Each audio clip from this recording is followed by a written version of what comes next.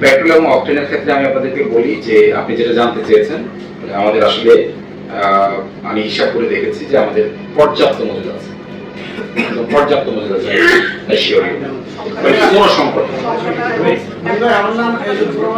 আমি একটু শেষ করে দিচ্ছি ভাই, তারপরে হলো ডিজেলের ক্ষেত্রে আপনি যেটা জানতে চাচ্ছেন, আমি আগেও আপনাদেরকে বলেছি যে আমরা এক মাস করে, কিন্তু কারণ আমরা আসলে মান্থলি প্ল্যান, বছরের প্ল্যানটা করতাম এবং মান্থলি এগুলো।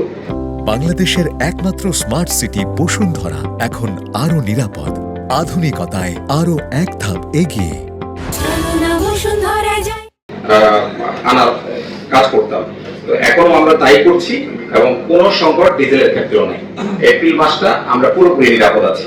আমি আজকে সকালবেলাও মিটিং করেছি, মিটিং করে আমরা দেখেছি যে আমাদের যে বর্তমান মজুদ এবং আমাদের যে সকল শিপ ইনকামিং আছে প্রত্যেকটাই অন টাইম, ফলে কোনো অসুবিধা হবে না ইনশাআল্লাহ।